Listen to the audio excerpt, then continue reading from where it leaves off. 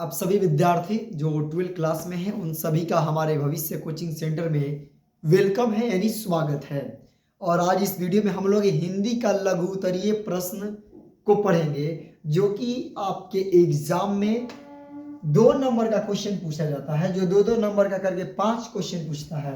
इस क्वेश्चन का आंसर हमें 30 से 40 शब्दों में देना होता है। कितने? 30 से 40 शब्दों में देना होगा, यानी कि कम से कम 3 से 4 लाइन पंक्तियों में लिखना होता है। कम से कम 20 से 30 वर्ड हो ताकि अच्छा से नंबर मिल सके। तो आज इस वीडियो में हम लोग केवल वही 2 नंबर वाले प्रश्नों पर डिस्कस करेंगे जो प्रश्न एग्जाम में आने की संभावना को व्यक्त करता है। और लेट न करते हुए इस वीडियो को हम स्टार्ट करते हैं। और सबसे फर्स्ट क्वेश्चन आपके बीच आपकी आंखों के सामने दिखाई दे रहा है और वो क्वेश्चन है, ओ सदानीरा किस नदी के लिए कहा गया है? यानी कि जो ओ सदानीरा है ये किस नदी के लिए कहा गया है? तो आपको ये प्रश्न पता चलना चाहिए कि ओ सदानीरा आखिर क्या है। तो ओ सदानीरा जो है 12th क्लास का चैप्टर का नाम है ओ सदानीरा। तो ओ सदानीरा जो है ये गंडक नदी के लिए कहा गया है। किस नदी के लिए? गंडक नदी के लिए कहा गया है। और इस जो ओ सदानीरा है इसके लेखक जगदीश चंद्र माथुर हैं, जो कि ओ सदानीरा शीर्षक निबंध के माध्यम से, ये जो ओ सदानीरा है एक और चीज पता चली आपको क्या है, इस शीर्षक निबंध है। और इस निबंध के माध्यम से जो इसके लेखक हैं जगदीश चंद्र माथुर, इस गंडक नदी को निमित्त बनाकर, इसको माध्यम बनाकर उसके किनारे, क्या चीज, उसके किनारे जो लोग बसते हैं उनकी संस्कृति और उनके जीवन के प्रवाह की अंतरंग की झांकी पेश करते हैं, जो स्वयं गंडक नदी की प्रवाहित दिखलाई पड़ती है। यानी कि जिस तरह से गंडक नदी प्रवाहित होती है उसी तरह से वहां के किनारे बसने वाले लोग जो हैं उनके संस्कृति और जीवन का प्रवाह जो अंतरंग है, उनके अंतरंग को झांकी बनाकर जो जगदीश चंद्र माथुर क्या करते हैं, एक पेश करते हैं। ये क्वेश्चन भी समझ में आया होगा। इस क्वेश्चन से बहुत सारे ऑब्जेक्टिव भी क्लियर हो गए। जैसे ओ सदानीरा क्या है, तो ओ सदानीरा एक निबंध है। इसके लेखक कौन है? तो जगदीश चंद्र माथुर है। ओ सदानीरा किस नदी को निमित्त बनाया गया है? तो ओ सदानीरा के माध्यम से गंडक नदी को माध्यम बनाया गया है। इस क्वेश्चन का आंसर को रिपीट करते हैं एक बार और, कि ओ सदानीरा किस नदी के लिए कहा गया है? तो ओ सदानीरा गंडक नदी के लिए कहा गया है। इतना जगह लिख रहे। जगदीश चंद्र माथुर जो है ओ सदानीरा शीर्षक निबंध के माध्यम से गंडक नदी को निमित्त बनाकर उसके किनारे की, उस नदी के किनारे की जो भी संस्कृति और जीवन प्रवाह की अंतरंग है उसकी झांकी पेश करते हैं। और जो क्या है कि स्वयं गंडक नदी की प्रवाहित दिखलाई पड़ता है। जिस तरह से गंडक नदी प्रवाहित होती है उसी प्रकार से वहां के जो अंतरंग जीवन है वो भी प्रवाहित होते चलता है। सेकंड क्वेश्चन को आप देखेंगे। सेकंड क्वेश्चन आपके सामने है कि धांगर शब्द का आशय क्या है, यानी कि जो धांगर वर्ड है इसका क्या आशय है। तो जो धांगर शब्द है ये ओराव भाषा से है। किस भाषा से? आपको एक और चीज पता चल गई, धांगर जो है, धांगर शब्द हमारा ओराव भाषा से है, जिसका अर्थ ओराव भाषा में होता है भाड़े का मजदूर। क्या होता है? भाड़े का मजदूर होता है। फिर कह रहा है कि धांगर जो है एक आदिवासी जनजाति है। कैसा जाति है? धांगर एक आदिवासी जाति है। इन्हें नील की खेती के सिलसिले में, यानी कि इनको नील की खेती करने के लिए दक्षिण बिहार के छोटा नागपुर जो पठार है वहां के इलाके में लाया गया था। और ये अपने आप को आदिवासी नहीं मानते थे। धांगर शब्द से मालूम चला कि धांगर जो है ये ओराव भाषा में इसको भाड़े का मजदूर कहा जाता है।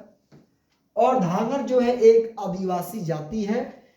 इन्हें नील की खेती के सिलसिले में दक्षिण बिहार के छोटा नागपुर के पठार में जो वहां की इलाका है वहां पर लाया गया था। और ये जो धांगर है आदिवासी, ये अपने आप को आदिवासी नहीं मानते थे या भी नहीं मानते हैं। नेक्स्ट क्वेश्चन को समझते हैं। और नेक्स्ट क्वेश्चन क्या है? नेक्स्ट क्वेश्चन है कि उत्सव कौन मना रहे हैं और क्यों मना रहे हैं। उत्सव कौन और क्यों मना रहे हैं? ऐसा उत्सव नहीं जो हम लोग उत्सव मना रहे हैं, अपना उत्सव नहीं, जो 12th क्लास के चैप्टर में है उसमें उत्सव कौन और क्यों मना रहे हैं। अभी जैसे देखोगे कि अभी जिसके घर में अगल बगल शादी होगा उन लोगों का उत्सव अलग है, क्यों मना रहे हैं, क्योंकि उनके घर में शादी है। यहाँ हम लोग पढ़ेंगे कि उत्सव कौन और क्यों मना रहे हैं, जो आपके बुक में है।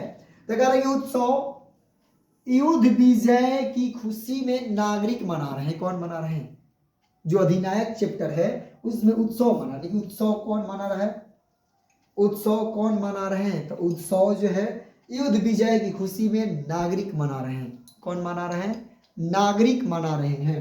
और नेक्स्ट क्वेश्चन है इस वीडियो का 4 नंबर क्वेश्चन है कि भगत सिंह ने अपनी फांसी के लिए किस समय की इच्छा व्यक्त की थी। यानी कि भगत सिंह को जब फांसी लगने वाली थी तो वे किस समय की मांग किए थे, अपनी इच्छा कब किस समय मरने की व्यक्त की।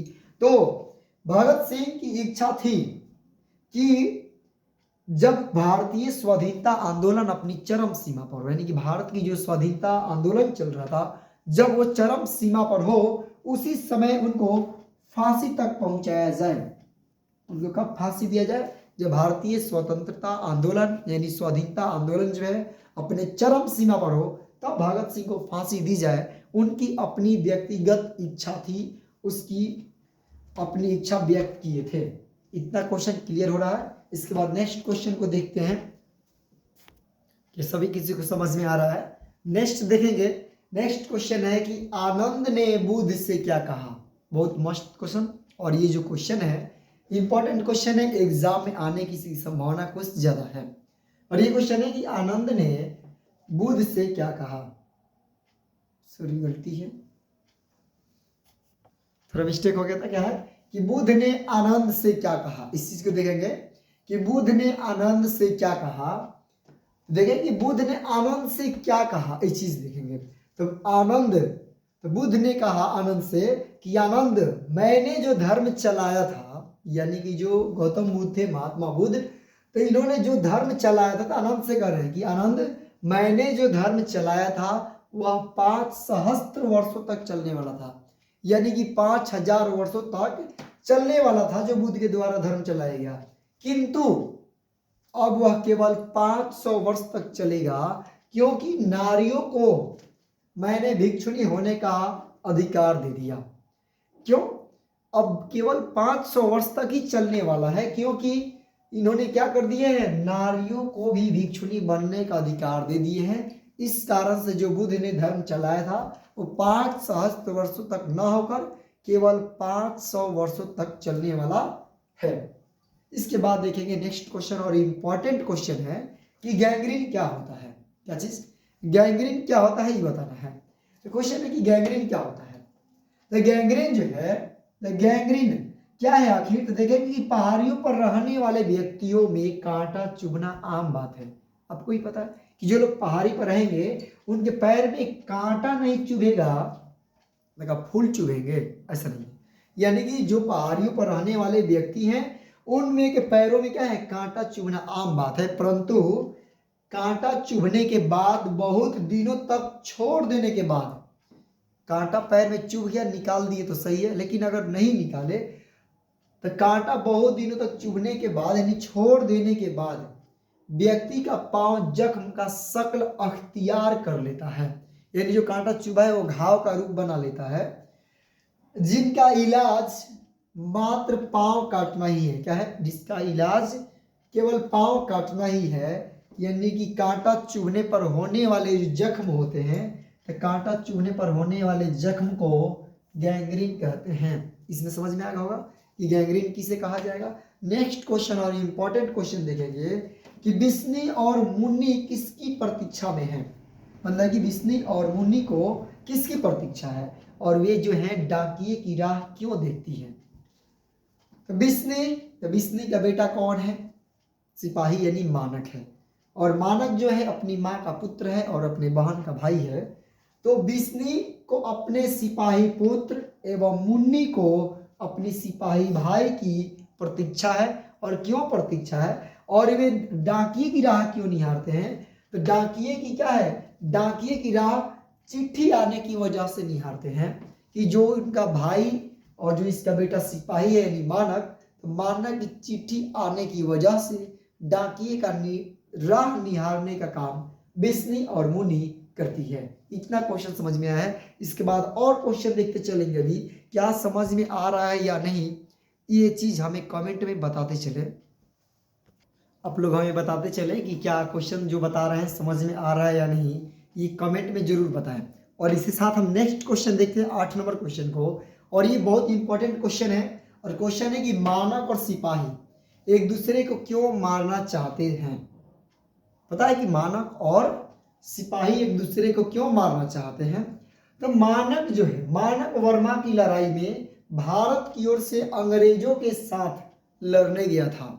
मानव जो है किसके साथ गया था, अंग्रेजों के साथ भारत की ओर से लड़ने गया था।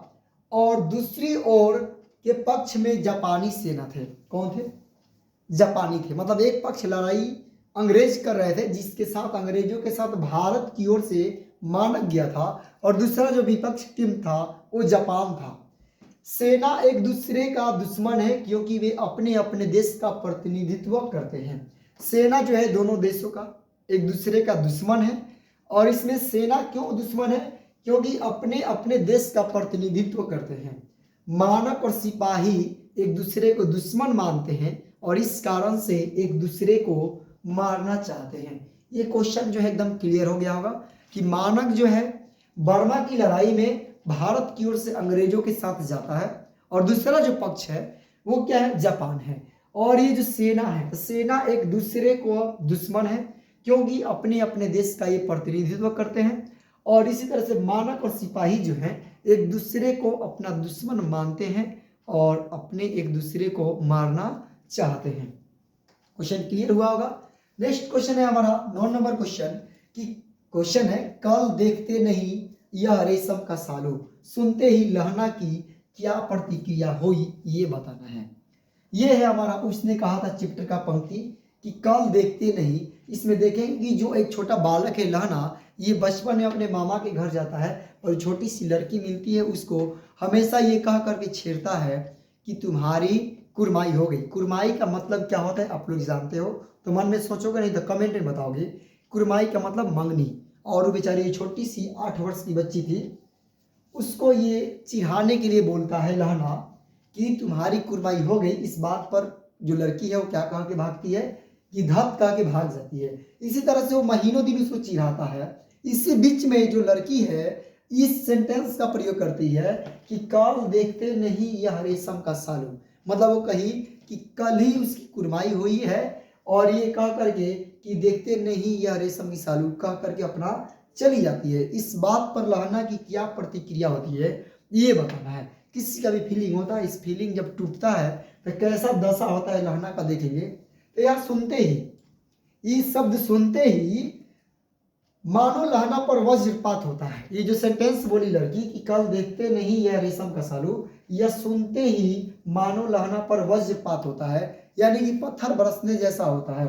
और वह किसी को नाली में ढकेलता है। जब ये बात सुना कि कल देखते नहीं यह रेशम का सालू, तो ये बात सुन करके किसी को नाली में ढकेलता है लहना, किसी छाबरी वाले की छाबरी गिरा देता है, किसी कुत्ते को ईंटा उठाकर मारता है, किसी सब्जी वाले के ठेले में दूध उड़ेल देता है, यानी दूध को डाल देता है, और किसी सामने आते ही वैष्णवी से टकराता है और टकरा करके अपने मधुर बहुत फ्रूट फल खाता है, यानी कि उसको गाली खाने को मिलती है। ये क्वेश्चन एकदम क्लियर हुआ होगा। इसके साथ नेक्स्ट क्वेश्चन देखेंगे। नेक्स्ट क्वेश्चन क्या है, तो नेक्स्ट क्वेश्चन है कि डायरी क्या है। इंपॉर्टेंट क्वेश्चन, डायरी क्या है आपके एग्जाम में भी आ सकता है।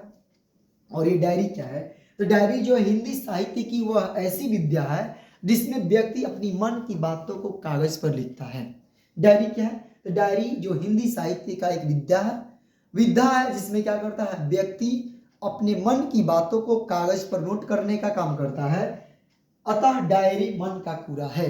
क्या है, डायरी क्या है, तो डायरी हिंदी साहित्य की वह विद्या है जिसमें व्यक्ति अपनी बातों को कागज पर उतारता है। अतः जो डायरी है मन की कूड़ा है। क्या इतना समझ में आया है, तो इसके बाद आगे समझते चले। अगला क्वेश्चन देखते हैं, और मस्त क्वेश्चन। डायरी क्या है ये समझ में आ गया। अब है कि डायरी का लिखा जाना क्यों मुश्किल है, मतलब डायरी सभी लोग क्यों नहीं लिख पाते हैं, डायरी लिखना क्यों मुश्किल है, यानी कि मुमकिन है लेकिन थोड़ा कठिन है। क्यों? तो कह रहे हैं कि डायरी मन का कूड़ा है। पता है कि डायरी क्या है? मन का कूड़ा है। डायरी में व्यक्ति अपने मन की बातों को क्या करता है? कागज पर उतारता है। डायरी खुद के लिए लिखा जाता है, दूसरों के लिए नहीं लिखा जाता है। डायरी लिखने में अपने मन के भाव के अनुसार शब्द नहीं मिल पाते हैं। यदि शब्दों का भंडार है भी तो उन शब्दों के लायक वे भाव ही नहीं होते हैं। इस कारण से क्या है कि शब्दार्थ और भावार्थ के मेल के कारण डायरी का लिखा जाना मुश्किल होता है। ये जो क्वेश्चन मिला आपको कि डायरी का लिखा जाना क्यों मुश्किल है, इसका आंसर शायद आपको क्लियरली समझ में आ गया होगा कि डायरी हमारा मन का कूड़ा है। डायरी में व्यक्ति अपने मन की बात को कागज पर उतारता है। डायरी खुद के लिए लिखी जाती है, दूसरों के लिए नहीं लिखा जाता है। डायरी लिखने में अपने मन के भाव के अनुसार शब्द नहीं मिलते हैं, और यदि शब्द का भंडार है भी तो वे शब्द के अनुसार हमारे भाव ही नहीं होते हैं। यानी कि शब्दार्थ और भावार्थ के कारण डायरी का लिखा जाना मुश्किल है, कठिन है। इसके बाद क्वेश्चन देखेंगे, इंपॉर्टेंट क्वेश्चन है कि तिरिछ क्या है? कहानी में यह किसका प्रतीक है? मतलब कि तिरिछ आखिर है क्या और कहानी में किस चीज का प्रतीक है, ये बताना है, सिंबल। देखेंगे तिरिछ क्या है? तिरिछ एक जो है छिपकली प्रजाति का जहरीला लिजार्ड होता है, जिसे विष खापर कहा जाता है। क्या कहा जाता है? जिसको विष खापर कहा जाता है। और कहानी में तिरिछ जो है विश्वास और रूढ़ियों का प्रतीक है। क्या चीज का है? विश्वास और रूढ़ियों का प्रतीक है। रूढ़ियों और विश्वास का मतलब है कि ये कहा जाता है कि तिरिछ के काटे जाने पर कोई भी व्यक्ति जीवित नहीं रहता है। तिरिछ अगर किसी की आंखों से आंखें मिला लेता है तो उसको पीछा करके बिना काटे छोड़ता नहीं है। नेक्स्ट क्वेश्चन आप समझेंगे, ईमानदारी से समझेंगे कि इलाना सिंह के प्रेम के बारे में लिखें। इलाना सिंह का प्रेम कैसा प्रेम है, इस चीज को समझेंगे। लाना सिंह बहुत ईमानदार आदमी है। ये बेचारा जब छोटा था बचपन में तो लड़की को जिसको छेड़ता था उससे थोड़ा सा इसके दिल के अंदर प्रेम आ गया था, और वही प्रेम देखेंगे बड़े होकर के किस तरह से निभाता है, सच्चा प्रेम करता है। क्या है कि लहना सिंह के प्रेम के बारे में लिखना है। तो लहना सिंह का सूबेदारनी के साथ भावात्मक प्रेम था। कैसा? केवल फीलिंग वाला ही प्रेम था। यानी लहना सिंह का सूबेदारनी के साथ भावात्मक प्रेम है। वह एक सच्चा प्रेमी है जो प्रेम प्रतिदान नहीं चाहता है। मतलब वो प्रेम का प्रतिदान नहीं चाहता है, वह प्रेम में उत्सर्ग होना जानता है। वह प्रेम में उत्सर्ग होना जानता है। प्रेम की इस कसौटी का निर्वाह करते हुए वह सूबेदारनी के पति और पुत्र की रक्षा करते हुए खुद शहीद हो जाता है। समझ में आया इसका क्वेश्चन क्या है? कि लहना सिंह के प्रेम के बारे में लिखना है। तो लहना सिंह का सूबेदारनी के साथ भावात्मक प्रेम है। वह प्रेम जो है तो वह एक सच्चा प्रेमी है जो प्रेम के निर्वाह जो है तो प्रतिदान नहीं चाहता है। वह प्रेम के उत्सर्ग होना जानता है। क्या चाहता है?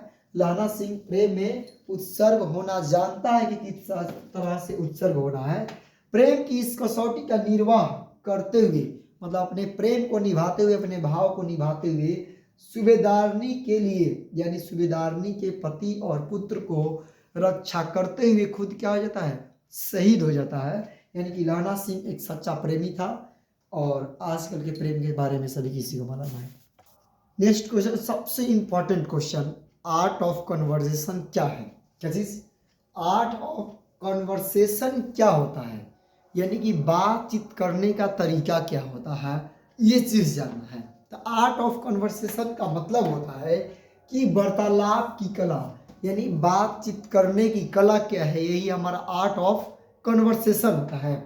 और ये जो है बातचीत करने की कला यानी कि वार्तालाप की कला यूरोप के लोगों को, यूरोप के लोगों का आर्ट ऑफ कन्वर्सेशन एकदम ठीक यानी जगत प्रसिद्ध है, दुनिया में प्रसिद्ध है। यूरोप के लोगों की बातचीत करने की कला यानी कि आर्ट ऑफ कन्वर्सेशन सबसे बढ़िया है किसका? यूरोप के लोगों की। आर्ट ऑफ कन्वर्सेशन में होता क्या है?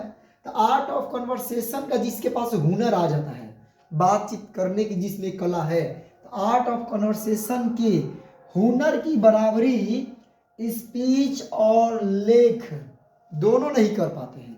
जिन लोगों में आर्ट ऑफ कन्वर्सेशन होता है उन लोगों की बराबरी स्पीच और लेख दोनों मिल करके भी नहीं कर पाते हैं। इस हुनर की पूर्ण शोभा काव्य कला की प्रवीण विद्वत मंडली में है। किसमें?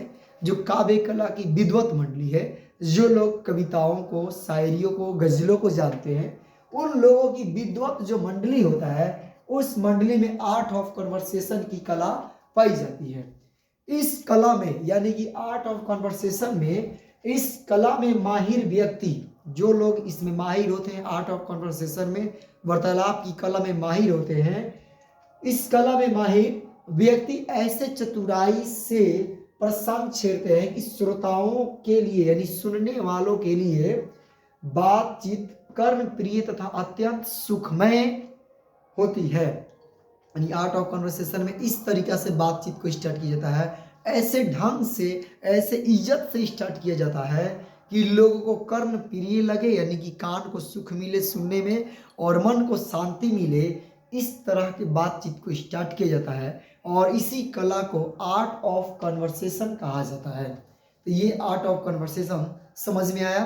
नेक्स्ट क्वेश्चन देखेंगे कि अंग्रेज नीलहे किसानों पर अत्याचार कैसे करते थे, यानी क्या अत्याचार करते थे ये बताना है। नीलहे किसान यानी कि जो भारतीय किसान जो होते हैं, नील की खेती करने वाले, तो नीलहे किसानों पर अंग्रेजों की क्या अत्याचार रहा, इस क्वेश्चन को समझेंगे। बहुत अत्याचार किया सब। तो अंग्रेज नीलहे किसानों पर अमानुषिक अत्याचार करते थे। अमानुषिक मतलब जो मानव पर अत्याचार किया नहीं जाता है वैसा अत्याचार किया सब कर। उस समय पूरे चंपारण पर उनका साम्राज्य था, यानी जो चंपारण जिला जो बिहार में है, उस जिला पर पूरा संपूर्ण तरीका से अंग्रेजों का साम्राज्य था। जिस रास्ते पर अंग्रेज साहब की गाड़ी जाती, उस रास्ते पर हिंदुस्तानी के जानवर भी नहीं ले जा सकते थे। यानी हिंदुस्तानी उनके रास्ते, जिस रास्ते से भी जाने वाले थे, उस रास्ते पर जानवर भी नहीं ले जा सकते थे। प्रत्येक शुभ अवसर पर जो भी हिंदुस्तानी लोग कोई भी शुभ अवसर करता था तो साहब के यहाँ उपहार एवं नजराना देना होता था। अरे साहब को हाथी खरीदना हो, चाहे बीमार वे पड़े तो इलाज करवाना हो, या किसानों और रैयत की झोपड़ी में आग लगा देना हो, ये सब, या फिर किसी को जेल में जबरदस्ती ठूस देना हो, ये सभी काम जो है उनका रोज का था। और इस तरह से जो नीलहे किसान थे अंग्रेजों के हाथों के कठपुतली बन के थे। क्या ये क्वेश्चन समझ में आया है? हमें कमेंट में जरूर बताएं कि क्या समझ में आ रहा है या नहीं आ रहा है। इसके साथ हम नेक्स्ट क्वेश्चन देखते हैं कि नेक्स्ट क्वेश्चन भी बहुत इंपॉर्टेंट है। नेक्स्ट क्वेश्चन देखते हैं, सबसे इंपॉर्टेंट क्वेश्चन कि शिक्षा का क्या अर्थ है एवं इसके क्या कार्य हैं। यानी कि जो हम लोग पढ़ाई लिखाई करते हैं, जो शिक्षा ग्रहण करते हैं, ये शिक्षा क्या है और शिक्षा का क्या कार्य है, इस चीज को बताना है।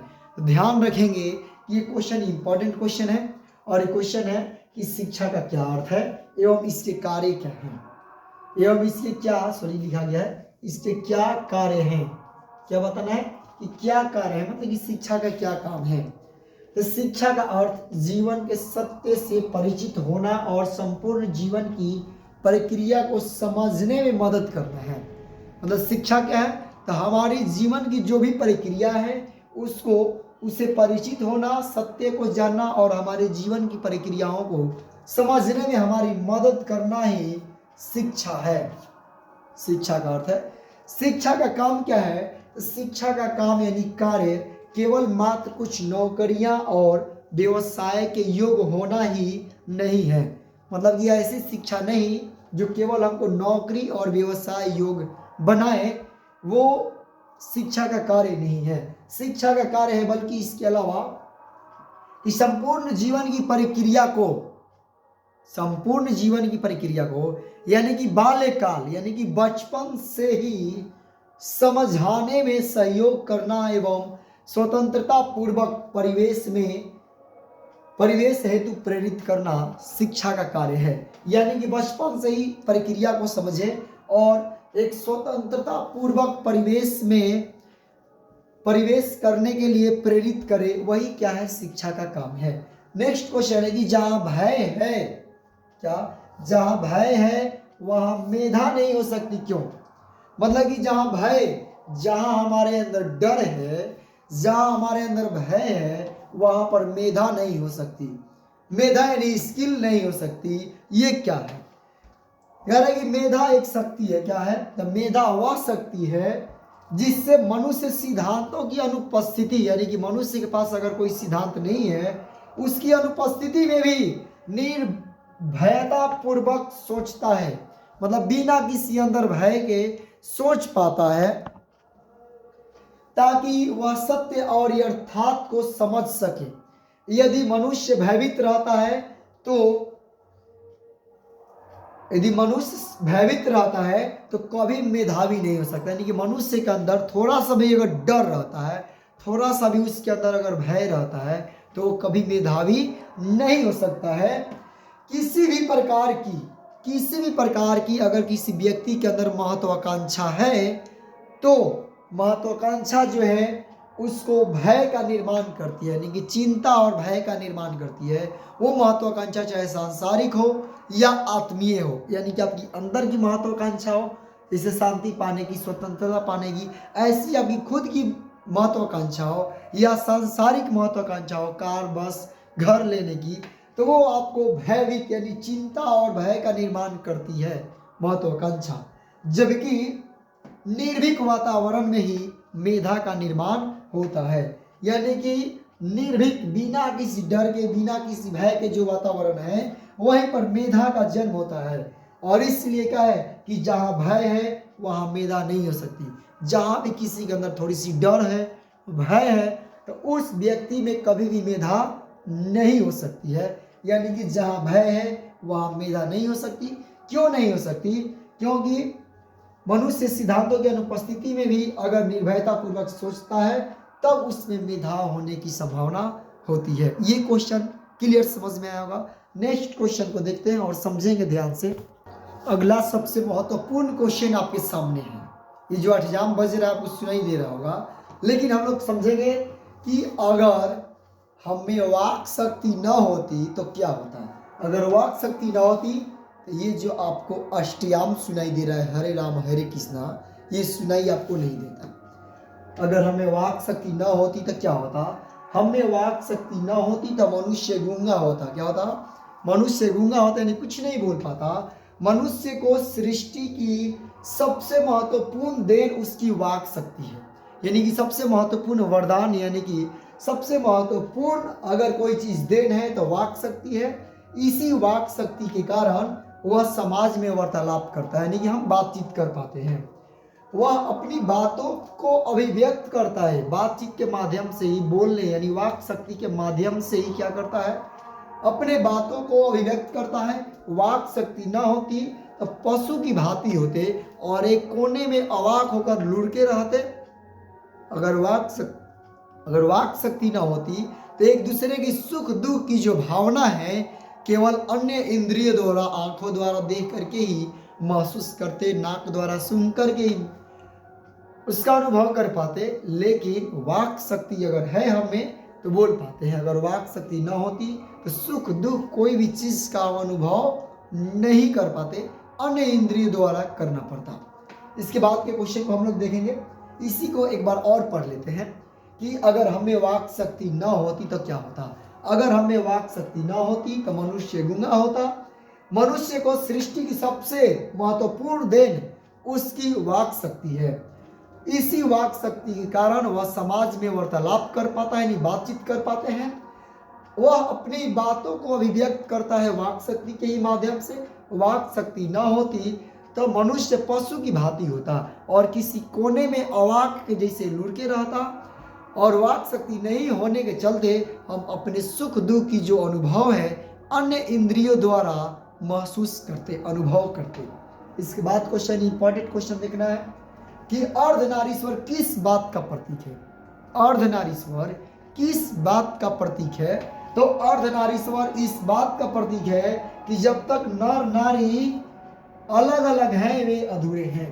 जब तक नर और नारी यानी कि लेडीज और जेंट्स अलग अलग हैं, महिला और पुरुष जब तक अलग अलग हैं वे अधूरे हैं। वे इस बात का भी प्रतीक है कि पुरुष में नारीत्व की ज्योति भी जगे और नारी में पौरुष का भी गुण है। यानी कि जो नारी है उसमें पुरुषत्व का गुण है और जो पुरुष है उसमें नारीत्व का गुण है। यानी कि पुरुष में थोड़ा सा मोह माया सुख दुख का अनुभव करने की क्षमता है, सहनशीलता है, और नारी जो है नारी में थोड़ा सा पौरुषपन है। क्या है पौरुष, यानी कि पुरुष का कुछ गुण आ जाए उनमें, यही क्या है हमारा अर्धनारीश्वर का प्रतीक है। शायद ये दोनों क्वेश्चन बहुत मस्त तरीका से समझ में आए हैं। इसके बाद नेक्स्ट क्वेश्चन को देखते हैं। चलिए अगला क्वेश्चन है बहुत ही इंपॉर्टेंट क्वेश्चन, और क्वेश्चन है कि नारी की पराधीनता कब से आरंभ हुई। मतलब कि नारी जो है पराधीनता मतलब कि अधीन कैसे होती गई, ये प्रश्न है। इस प्रश्न का आंसर है कि जब मानव जाति ने कृषि का आविष्कार किया, यानी कि जब हम लोगों ने यानी मानव ने कृषि का आविष्कार कर लिया तो नारी घर में और पुरुष बाहर रहने लगा। यानी कि नारी घर के कामों को, फसल को साफ करने लगी, जो भी चीज कृषि से उपजा करके लाया गया उसके घर में जो घरेलू काम था, यानी कि वो घर में रहने लगी और पुरुष घर से बाहर रहने लगा। यही से जो है जिंदगी दो टुकड़ों में बट जाता है कि पुरुषों की जिंदगी घर के बाहर और महिलाओं यानी नारियों की जो स्थिति रहा, यानी नारियों की जिंदगी घर के अंदर, यानी कि यहाँ से जो नारियों की जिंदगी रहा दो भागों में बट गई। घर का सीमित और बाहर का असीमित जीवन होता गया। क्या होता गया, यानी कि घर में की जिंदगी जो है सीमित हो गई और घर की बाहर की जिंदगी असीमित हो गया। छोटी जिंदगी बड़ी जिंदगी के अधिक अधीन होती चली गई। कृषि के साथ ही नारी की पराधीनता भी स्टार्ट हो गई। यानी कि घर के जो जीवन था वो सीमित था घर में के, और घर के बाहर की जिंदगी असीमित था। तो जो बड़ा वाला जिंदगी यानी घर के बाहर की जिंदगी हुआ उस पर निर्भर होने लगा घर वाला जिंदगी। यानी कि नर की जिंदगी, नारी की जिंदगी जो है यानी छोटी जिंदगी वो नर के जीवन पर आधारित होने लगा, उस पर अधीन हो गया। यानी कि जब कृषि का खोज हो गया तो नर यानी नारी जो है नारी की पराधीनता आरंभ हो गई। यानी कि नारी की पराधीनता कब से आरंभ हुई, तो जब मानव जाति ने कृषि का आविष्कार किया तो नारी घर में और नर घर के बाहर रहने लगा। यहीं से जिंदगी दो हिस्सों में यानी दो टुकड़ों में बट गई। एक घर की बाहर की जिंदगी जो असीमित था और एक घर की भीतर की जिंदगी जो एकदम सीमित थी। तो इस तरह से छोटी जिंदगी यानी कि जो घर के अंदर जिंदगी थी वो छोटी जिंदगी हो गई, और जो बाहर की जिंदगी था जो पुरुषों की जिंदगी है वो बड़ा जिंदगी यानी कि असीमित जिंदगी हो गई। तो जो छोटी जिंदगी है वो बड़ी जिंदगी पर अधिक अधीन होती चली गई, और इस प्रकार से कृषि के साथ ही साथ नारी की पराधीनता भी आरंभ हुई। इस क्वेश्चन को समझ में आया होगा, और इस क्वेश्चन के साथ इस वीडियो को क्लोज किया जाता है। फिर नेक्स्ट वीडियो में हम लोग मिलते हैं क्वेश्चन आगे के साथ, पदखंड के साथ।